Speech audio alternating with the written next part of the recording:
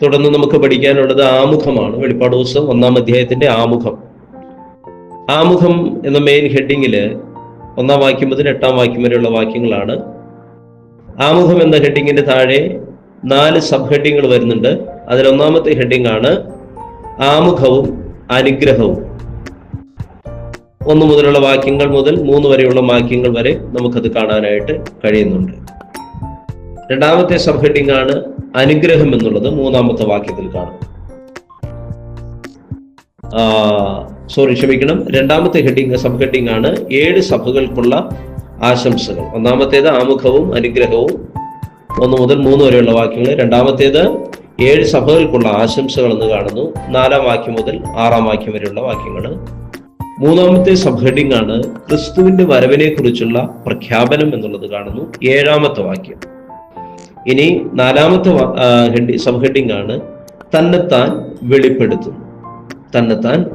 8-ാമത്തെ തിരുവചനത്തില് വെളിപ്പെടുത്തുന്നു. താൻ ആരായെന്ന് യേശുക്രിസ്തു തന്നെ വെളിപ്പെടുത്തുന്നു എന്നുള്ള ഭാഗമാണ് 4-ാമത്തെ പോയിന്റായിട്ട് കാണാൻ കഴിയുന്നത്. ഇനി തിരിച്ച് നമുക്ക് വരാം. ആമുഖം എന്നതില് 4 സബ് ഹെഡിങ് ആണ് നമ്മൾ പഠിച്ചത്. ആമുഖവും അനുഗ്രഹവും, 7 സഭകൾക്കുള്ള ആശംസകള്, ക്രിസ്തുവിന്റെ വരവിനെ കുറിച്ചുള്ള പ്രഖ്യാപനം, 4 തന്നെത്താൻ വെളിപ്പെടുത്തുന്നു. ഇനി 1-ാമത്തെ സബ് ഹെഡിങ് ആയിരിക്കുന്ന ആമുഖവും അനുഗ്രഹവും എന്നുള്ളതിന് താഴെ നമുക്ക് 2 സബ് ഹെഡിങ് അതിനെ ഡിവൈഡ് ചെയ്ത് പഠിക്കാനായിട്ട് കഴിയും. അതിൽ 1-ാമത്തെയാണ് യേശു ക്രിസ്തുവിന്റെ വെളിപ്പാട് അവതരിപ്പിക്കുന്നു. 1-ാം വാക്യവും 2-ാം വാക്യവും. അതിന്റെ 2-ാമത്തെ സബ് ഹെഡിങ് ആണ് വരുന്നത് അനുഗ്രഹം എന്നുള്ളത് 3-ാമത്തെ വാക്യം. ഞാൻ അതിന്റെ ഒരു വിശദീകരണം നിങ്ങൾക്ക് പറഞ്ഞു തരാം. അപ്പോൾ ആമുഖം എന്നതിന്റെ മെയിൻ ഹെഡിങ്ങിന്റെ താഴെ വരുന്ന സബ് ഹെഡിങ് ആണ് ആമുഖവും അനുഗ്രഹവും. അതിന്റെ സബ് ഹെഡിങ് വരുന്നതാണ് യേശു ക്രിസ്തുവിന്റെ വെളിപ്പാട് അവതരിപ്പിക്കുന്നു. ഇനി അതിനൊരു 4 പോയിന്റ് ഉണ്ട്. യേശു ക്രിസ്തുവിന്റെ വെളിപ്പാട് അവതരിപ്പിക്കുന്നു എന്നുള്ള 1, 2 വാക്യങ്ങളിൽ നിന്ന് 4 പോയിന്റ് വരുന്നുണ്ട്. 1-ാമത്തെ പോയിന്റ് തന്റെ ദാസന്മാരെ കാണിക്കേണ്ടതിന് ദൈവം ഇത് നൽകിയത്. ദൈവത്തിന് സ്തോത്രം. യേശു ക്രിസ്തുവിന്റെ വെളിപ്പാട് എന്തിനാണ് അവതരിപ്പിക്കുന്നത് എന്നുള്ളതായിരിക്കുന്ന ഹെഡിങ്ങിന്റെ താഴെ വരുന്നത് 1-ാമത്തെ പോയിന്റ്. എന്തിനാണ് അവതരിപ്പിക്കുന്നത്? തന്റെ ദാസന്മാരെ കാണിക്കേണ്ടതിന് ദൈവം നൽകി.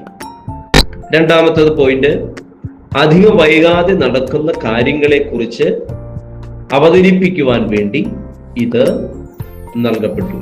വെളിപ്പാട് നൽകപ്പെട്ടു. അധികം വൈകാതെ നടക്കുന്ന കാര്യങ്ങളെ കുറിച്ച് അവതരിപ്പിക്കുന്നതിന് വേണ്ടി വെളിപ്പാട് നൽകപ്പെട്ടു. 3-ാമത്തേത് അവന്റെ ദൂതൻ അയച്ചതും അടയാളപ്പെടുത്തിയതുമായ കാര്യങ്ങൾ അവതരിപ്പിക്കുന്നതിന് വെളിപ്പാട് നൽകപ്പെട്ടു. ക്രിസ്തുവിന്റെ വെളിപ്പാട് നൽകപ്പെട്ടത് എന്തിനാണ്? അവന്റെ ദൂതൻ അയച്ചതും അടയാളപ്പെടുത്തിയതുമായ കാര്യങ്ങൾ അവതരിപ്പിക്കുന്നതിന്. അതിന് 4-ാമത്തെ പോയിന്റ് ആണ് ഇതിനെല്ലാം സാക്ഷ്യം വഹിച്ച് ദാസനായ യോഹന്നാൻ.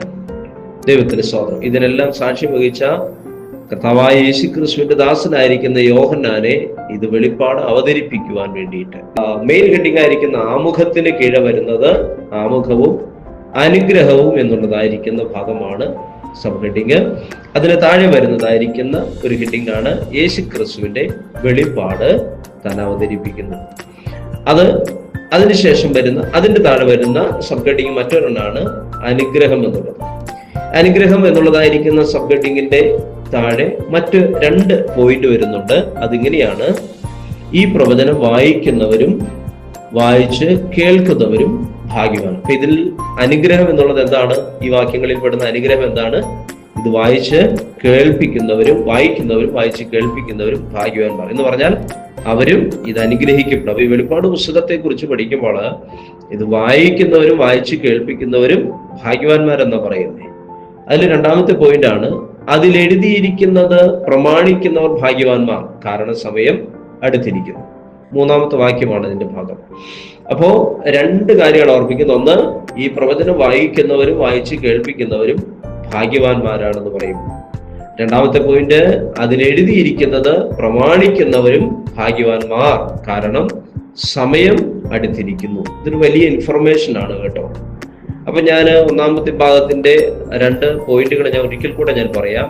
മെയിൻ ഹെഡിങ് ആയിരിക്കുന്നത് ആമുഖമാണ്. ആമുഖം എന്നതിന്റെ തൊട്ട് താഴെ വരുന്ന സബ് ഹെഡിങ് ആണ് ആമുഖവും അനുഗ്രഹവും.